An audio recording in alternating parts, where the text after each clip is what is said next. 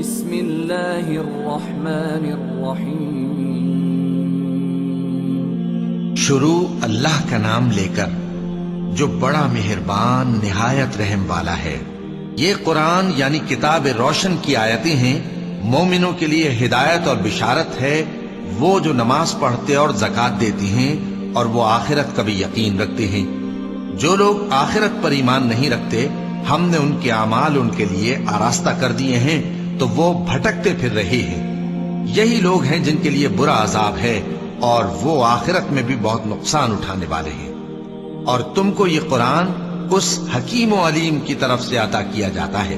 جب موسیٰ نے اپنے گھر والوں سے کہا کہ میں نے آگ دیکھی ہے، میں وہاں سے رستے کا پتہ لاتا ہوں یا کوئی شعلہ یعنی ایک انگارہ تمہارے پاس لاتا ہوں تاکہ تم آگ تاپو۔ جب موسیٰ اس کے پاس آئے تو ندا آئی کہ وہ جو آگ میں تجلی دکھاتا ہے بابرکت ہے، اور وہ جو آگ کے ارد گرد ہے، اور اللہ جو تمام عالم کا پروردگار ہے پاک ہے۔ اے موسیٰ، میں اللہ ہوں، عزت والا، حکمت والا، اور اپنی لاٹھی ڈال دو۔ سو جب اسے دیکھا تو اس طرح حرکت کر رہی تھی گویا سانپ ہے، تو پیٹ پھیر کر بھاگے اور پیچھے مڑ کر نہ دیکھا۔ فرمایا، اے موسیٰ، ڈرو مت، میرے پاس پیغمبر ڈرا نہیں کرتے۔ ہاں، جس نے ظلم کیا پھر برائی کے بعد اسے نیکی سے بدل دیا تو میں بخشنے والا مہربان ہوں۔ اور اپنا ہاتھ اپنے گریبان میں ڈالو، بے عیب سفید و روشن نکلے گا۔ ان 2 معجزوں کے ساتھ جو 9 معجزوں میں داخل ہیں، فرعون اور اس کی قوم کے پاس جاؤ کہ وہ بدکردار لوگ ہیں۔ پھر جب ان کے پاس ہماری روشن نشانیاں پہنچی تو کہنے لگے یہ کھلا جادو ہے، اور بے انصافی اور غرور سے ان کو ماننے سے انکار کیا، جبکہ ان کے دل ان کو مان چکے تھے۔ سو دیکھ لو کہ فساد کرنے والوں کا انجام کیسا ہوا۔ اور ہم نے داؤد اور سلیمان کو علم بخشا، اور انہوں نے کہا کہ اللہ کا شکر ہے جس نے ہمیں اپنے بہت سے مومن بندوں پر فضیلت دی۔ اور سلیمان داؤد کے قائم مقام ہوئے اور کہنے لگے کہ لوگوں، ہمیں اللہ کی طرف سے پرندوں کی بولی سکھائی گئی ہے اور ہر چیز عنایت فرمائی گئی ہے، بے شک یہ اس کا خاص فضل ہے۔ اور سلیمان کے لیے جنوں اور انسانوں اور پرندوں کے لشکر جمع کیے گئے اور پھر ان کی جماعتیں بنائی گئیں، یہاں تک کہ جب چیونٹیوں کے میدان میں پہنچے تو ایک چیونٹی نے کہا کہ چیونٹیوں، اپنے اپنے بلوں میں داخل ہو جاؤ، ایسا نہ ہو کہ سلیمان اور اس کے لشکر تم کو کچل ڈالیں اور ان کو خبر بھی نہ ہو۔ تو وہ اس کی بات سے ہنس پڑے اور کہنے لگے کہ اے پروردگار، مجھے توفیق عنایت کر کہ جو احسان تو نے مجھ پر اور میرے ماں باپ پر کیے ہیں ان کا شکر کروں، اور ایسے نیک کام کروں کہ تو ان سے خوش ہو جائے، اور مجھے اپنی رحمت سے اپنے نیک بندوں میں داخل فرما۔ اور جب انہوں نے پرندوں کا جائزہ لیا تو کہنے لگے کیا سبب ہے مجھے ہدہد نظر نہیں آتا؟ کیا کہیں غائب ہو گیا ہے؟ میں اسے سخت سزا دوں گا یا ذبح کر ڈالوں گا، یا میرے سامنے اپنی بے قصوری کی واضح دلیل پیش کرے۔ ابھی تھوڑی دیر ہوئی تھی کہ ہدہد آ موجود ہوا اور کہنے لگا کہ مجھے ایک ایسی چیز معلوم ہوئی ہے جس کی آپ کو خبر نہیں، اور میں آپ کے پاس ملک سبا سے ایک یقینی خبر لے کر آیا ہوں۔ میں نے ایک عورت دیکھی کہ ان لوگوں پر حکومت کرتی ہے اور ہر چیز اسے میسر ہے، اور اس کا ایک شاندار تخت ہے۔ میں نے دیکھا کہ وہ اور اس کی قوم اللہ کو چھوڑ کر آفتاب کو سجدہ کرتے ہیں، اور شیطان نے ان کے اعمال انہیں آراستہ کر دکھائے ہیں اور ان کو رستے سے روک رکھا ہے، پس وہ رستے پر نہیں آتے، اور نہیں سمجھتے ہیں کہ اللہ کو جو آسمانوں اور زمین میں چھپی چیزوں کو ظاہر کر دیتا اور تمہارے پوشیدہ اور ظاہر اعمال کو جانتا ہے، کیوں سجدہ نہ کریں؟ اللہ کے سوا کوئی عبادت کے لائق نہیں، وہی عرش عظیم کا مالک ہے۔ کیونکہ آیت سجدہ تلاوت کی گئی ہے لہذا سامعین پر سجدہ واجب ہے۔ سلیمان نے کہا اچھا، ہم دیکھیں گے تو نے سچ کہا ہے یا تو جھوٹا ہے۔ یہ میرا خط لے جا اور اسے ان کی طرف ڈال دے، پھر ان کے پاس سے ہٹ جانا اور دیکھنا کہ وہ کیا جواب دیتی ہیں۔ ملکہ نے کہا کہ دربار والوں، مجھ تک ایک نامہ گرامی پہنچایا گیا ہے، وہ سلیمان کی طرف سے ہے، اور مضمون یہ ہے کہ شروع اللہ کا نام لے کر جو بڑا مہربان نہایت رحم والا ہے، بعد اس کے یہ کہ مجھ سے سرکشی نہ کرو اور مطیع و فرمانبردار ہو کر میرے پاس چلے آؤ۔ خط سنا کر کہنے لگی کہ اے اہل دربار، میرے اس معاملے میں مجھے مشورہ دو جب تک کہ تم حاضر نہ ہو اور صلاح نہ دو میں کسی کام کا فیصلہ نہیں کیا کرتی۔ وہ بولے کہ ہم بڑے زوراور اور سخت جنگجو ہیں اور حکم آپ کے اختیار میں ہے، تو جو حکم دیجیے گا اس کے انجام پر نظر کر لیجیے گا۔ اس نے کہا کہ بادشاہ جب کسی شہر میں داخل ہوتے ہیں تو اس کو تباہ کر دیتے ہیں اور وہاں کے عزت والوں کو ذلیل کر دیا کرتے ہیں، اور اسی طرح یہ بھی کریں گے، اور میں ان کی طرف کچھ تحفہ بھیجتی ہوں اور دیکھتی ہوں کہ قاصد کیا جواب لاتے ہیں۔ پس جب قاصد سلیمان کے پاس پہنچا تو سلیمان نے کہا، کیا تم مجھے مال سے مدد دینا چاہتے ہو؟ سو جو کچھ اللہ نے مجھے عطا فرمایا ہے وہ اس سے کہیں بہتر ہے جو تمہیں دیا ہے۔ حقیقت یہ ہے کہ اپنے تحفے سے تم ہی خوش ہوتے ہوگے۔ ان کے پاس واپس جاؤ، اب ہم ان پر ایسے لشکر لے کر حملہ کریں گے جن کے مقابلے کی ان میں طاقت نہ ہوگی، اور ان کو وہاں سے بے عزت کر کے نکال دیں گے اور وہ ذلیل ہوں گے۔ سلیمان نے کہا کہ اے دربار والو، کوئی تم میں ایسا ہے کہ قبل اس کے کہ وہ لوگ فرما بردار ہو کر ہمارے پاس آئیں ملکہ کا تخت میرے پاس لے آئے؟ جنات میں سے ایک قوی ہیکل جن نے کہا کہ قبل اس کے کہ آپ اپنی جگہ سے اٹھیں میں اس کو آپ کے پاس لا حاضر کرتا ہوں، اور مجھے اس پر قدرت بھی حاصل ہے اور امانت دار بھی ہوں۔ ایک شخص جس کو کتاب الہی کا علم تھا کہنے لگا کہ میں آپ کی آنکھ کے جھپکنے سے پہلے پہلے اسے آپ کے پاس حاضر کیے دیتا ہوں۔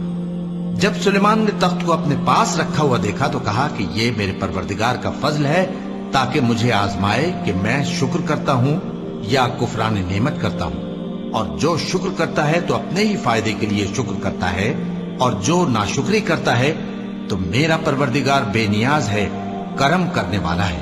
سلیمان نے کہا کہ ملکہ کے امتحان عقل کے لیے اس کے تخت کی صورت بدل دو، دیکھیں کہ وہ سوج رکھتی ہے یا ان لوگوں میں سے ہے جو سوج نہیں رکھتے۔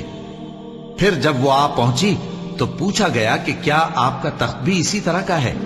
اس نے کہا کہ یہ تو گویا ہو بہو وہی ہے، اور ہم کو اس سے پہلے ہی سلیمان کی عظمت و شان کا علم ہو گیا تھا، اور ہم فرما بردار ہیں۔ اور وہ جو اللہ کے سوا دوسروں کی پرستش کرتی تھی، سلیمان نے اس کو اس سے منع کیا کہ وہ کافروں میں سے تھی۔ اس کے بعد اس سے کہا گیا کہ محل میں چلیے۔ جب اس نے اس کے فرش کو دیکھا تو اسے پانی کا حوض سمجھا اور کپڑا اٹھا کر اپنی پنڈلیاں کھول دی۔ سلیمان نے کہا، یہ ایسا محل ہے جس کے نیچے بھی شیشے جڑے ہوئے ہیں۔ وہ بول اٹھی کہ پروردگار، میں اپنے آپ پر ظلم کرتی رہی تھی، اور اب میں سلیمان کے ساتھ اللہ رب العالمین پر ایمان لاتی ہوں۔ اور ہم نے سمود کی طرف ان کے بھائی صالح کو بھیجا کہ اللہ کی عبادت کرو، تو وہ دو فریق ہو کر آپس میں جھگڑنے لگے۔ صالح نے کہا کہ اے قوم، تم بھلائی سے پہلے برائی کے لیے کیوں جلدی کرتے ہو، اور اللہ سے بخشش کیوں نہیں مانگتے تاکہ تم پر رحم کیا جائے؟ وہ کہنے لگے کہ تم اور تمہارے ساتھی ہمارے لیے برا شگون ہیں۔ صالح نے کہا کہ تمہاری بدشگونی اللہ کے پاس ہے، بلکہ تم ایسے لوگ ہو جن کی آزمائش کی جاتی ہے۔ اور شہر میں 9 شخص تھے جو ملک میں فساد کیا کرتے تھے اور اصلاح سے کام نہیں لیتے تھے۔ کہنے لگے کہ اللہ کی قسم کھاؤ کہ ہم رات کو اس پر اور اس کے گھر والوں پر شبخون ماریں گے، پھر اس کے وارثوں سے کہہ دیں گے کہ ہم تو اس کے گھر والوں کے موقع ہلاکت پر تھے ہی نہیں، اور ہم سچ کہتی ہیں۔ اور وہ ایک چال چلے، اور ہم نے بھی ایک تدبیر کی اور ان کو کچھ خبر نہ ہوئی، تو دیکھ لو کہ ان کی چال کا انجام کیسا ہوا۔ ہم نے ان کو اور ان کی قوم سب کو ہلاک کر ڈالا۔ اب ان کے یہ گھر ان کے ظلم کے سبب تلپٹ پڑے ہیں۔ جو لوگ علم رکھتے ہیں ان کے لیے اس میں نشانی ہے، اور جو لوگ ایمان لائے اور ڈرتے تھے ان کو ہم نے نجات دی۔ اور لوط کو یاد کرو جب انہوں نے اپنی قوم سے کہا کہ تم بے حیائی کے کام کیوں کرتے ہو جبکہ تم دیکھتے ہو؟ کیا تم عورتوں کو چھوڑ کر لذت حاصل کرنے کے لیے مردوں کی طرف مائل ہوتے ہو؟ حقیقت یہ ہے کہ تم احمق لوگ ہو۔ تو ان کی قوم کے لوگ بولے تو یہ بولے، اور اس کے سوا ان کا کچھ جواب نہ تھا کہ لوط کے گھر والوں کو اپنے شہر سے نکال دو، یہ لوگ پاک بننا چاہتے ہیں۔ تو ہم نے ان کو اور ان کے گھر والوں کو نجات دی، مگر ان کی بیوی کہ اس کی نسبت ہم نے مقرر کر رکھا تھا کہ وہ پیچھے رہنے والوں میں ہوگی۔ اور ہم نے ان پر مے برسایا، سو جو مے ان لوگوں پر برسا جن کو متنبع کر دیا گیا تھا برا تھا۔ کہہ دو کہ سب تعریف اللہ ہی کے لیے ہے، اور اس کے ان بندوں پر سلام ہے جس کو اس نے منتخب فرمایا، بھلا اللہ بہتر ہے یا وہ جن کو یہ اس کا شریک بناتے ہیں؟ بھلا کس نے آسمانوں اور زمین کو پیدا کیا اور کس نے تمہارے لیے آسمان سے پانی برسایا؟ پھر ہم نے اس سے سرسبز باغ اگائے، تمہارا کام تو نہ تھا کہ تم ان کے درختوں کو اگاتے؟ تو کیا اللہ کے ساتھ کوئی اور بھی معبود ہے؟ ہرگز نہیں، بلکہ یہ لوگ رستے سے الگ ہو رہے ہیں۔ بھلا کس نے زمین کو قرارگاہ بنایا اور اس کے بیچ نہریں بنائیں اور اس کے لیے پہاڑ بنائے، اور کس نے 2 دریاؤں کے بیچ اوٹ بنائی؟ یہ سب کچھ اللہ نے بنایا، تو کیا اللہ کے ساتھ کوئی اور معبود بھی ہے؟ ہرگز نہیں، بلکہ ان میں اکثر علم نہیں رکھتے۔ بھلا کون بے قرار کی التجا قبول کرتا ہے جب وہ اس سے دعا کرتا ہے، اور کون اس کی تکلیف کو دور کرتا ہے، اور کون تم کو زمین میں اگلوں کا جانشین بناتا ہے؟ یہ سب کچھ اللہ کرتا ہے، تو کیا اللہ کے ساتھ کوئی اور معبود بھی ہے؟ ہرگز نہیں، مگر تم بہت کم غور کرتے ہو۔ بھلا کون تم کو جنگل اور دریا کے اندھیروں میں رستہ بتاتا، اور کون ہواؤں کو اپنی رحمت کے آگے خوشخبری بنا کر بھیجتا ہے؟ یہ سب کچھ اللہ کرتا ہے، تو کیا اللہ کے ساتھ کوئی اور معبود بھی ہے؟ ہرگز نہیں۔ یہ لوگ جو شرک کرتے ہیں، اللہ کی شان اس سے بلند ہے۔ بھلا کون خلقت کو پہلی بار پیدا کرتا پھر اس کو دوبارہ پیدا کرے گا؟ اور کون تم کو آسمان اور زمین سے رزق دیتا ہے؟ یہ سب کچھ اللہ کرتا ہے، تو کیا اللہ کے ساتھ کوئی اور معبود بھی ہے؟ ہرگز نہیں۔ کہہ دو کہ مشرکو، اگر تم سچے ہو تو دلیل پیش کرو۔ کہہ دو کہ جو لوگ آسمانوں اور زمین میں ہیں اللہ کے سوا غیب کی باتیں نہیں جانتے، اور نہ یہ جانتے ہیں کہ کب زندہ کر کے اٹھائے جائیں گے، بلکہ آخرت کے بارے میں ان کا علم ختم ہو چکا ہے، بلکہ یہ اس کی طرف سے شک میں ہے، بلکہ یہ اس سے اندھے ہو رہے ہیں۔ اور جو لوگ کافر ہیں کہتے ہیں کہ جب ہم اور ہمارے باپ دادا مٹی ہو جائیں گے تو کیا ہم پھر قبروں سے نکالے جائیں گے؟ یہ وعدہ ہم سے اور ہمارے باپ دادا سے پہلے سے ہوتا چلا آیا ہے، کہاں کا اٹھنا اور کیسی قیامت؟ یہ تو صرف پہلے لوگوں کی کہانیاں ہیں۔ کہہ دو کہ ملک میں چلو پھرو، پھر دیکھو کہ گناہگاروں کا انجام کیا ہوا ہے، اور ان کے حال پر غم نہ کرنا، اور نہ ان چالوں سے جو یہ کر رہے ہیں تنگ دل ہونا۔ اور کہتے ہیں کہ اگر تم سچے ہو تو یہ وعدہ کب پورا ہوگا؟ کہہ دو کہ جس عذاب کے لیے تم جلدی کر رہے ہو، شاید اس میں سے کچھ تمہارے نزدیک آ پہنچا ہو، اور تمہارا پروردگار تو لوگوں پر فضل کرنے والا ہے، لیکن ان میں سے اکثر شکر نہیں کرتے۔ اور جو باتیں ان کے سینوں میں پوشیدہ ہوتی ہیں اور جو کام وہ ظاہر کرتے ہیں، تمہارا پروردگار ان سب کو جانتا ہے۔ اور آسمانوں اور زمین میں کوئی پوشیدہ چیز نہیں ہے مگر یہ کہ وہ ایک کتاب روشن میں لکھی ہوئی ہے۔ بے شک یہ قرآن بنی اسرائیل کے سامنے اکثر باتیں جن میں وہ اختلاف کرتے ہیں بیان کر دیتا ہے، اور بے شک یہ مومنوں کے لیے ہدایت اور رحمت ہے۔ تمہارا پروردگار قیامت کے روز ان میں اپنے حکم سے فیصلہ کر دے گا، اور وہ غالب ہے، علم والا ہے۔ تو اللہ پر بھروسہ رکھو، تم تو صاف حق پر ہو۔ کچھ شک نہیں کہ تم مردوں کو بات نہیں سنا سکتے، اور نہ بہروں کو جبکہ وہ پیٹ پھیر لیں آواز سنا سکتے ہو، اور نہ اندھوں کو گمراہی سے نکال کر رستہ دکھا سکتے ہو۔ تم تو انہی کو سنا سکتے ہو جو ہماری آیتوں پر ایمان لاتے ہیں، پھر وہ فرما بردار ہو جاتے ہیں۔ اور جب ان کے بارے میں عذاب کا وعدہ پورا ہوگا تو ہم ان کے لیے زمین میں سے ایک جانور نکالیں گے جو ان سے باتیں کرے گا۔ یہ ہم اس لیے کریں گے کہ لوگ ہماری آیتوں پر ایمان نہیں لاتے تھے۔ اور جس روز ہم ہر امت میں سے ایک بڑے گروہ کو جمع کریں گے جو ہماری آیتوں کی تکذیب کرتے تھے، پھر ان کی جماعت بندی کی جائے گی، یہاں تک کہ جب سب آ جائیں گے تو اللہ فرمائے گا کہ کیا تم نے میری آیتوں کو جھٹلا دیا تھا، حالانکہ تم نے اپنے علم سے ان کا احاطہ تو کیا ہی نہ تھا۔ بھلا تم کیا کرتے رہتے تھے؟ اور ان کے ظلم کے سبب ان کے حق میں وعدہ عذاب پورا ہو کر رہے گا تو وہ بول بھی نہ سکیں گے۔ کیا انہوں نے نہیں دیکھا کہ ہم نے رات کو اس لیے بنایا ہے کہ اس میں آرام کریں، اور دن کو روشن بنایا ہے کہ اس میں کام کریں؟ بے شک اس میں مومن لوگوں کے لیے نشانیاں ہیں۔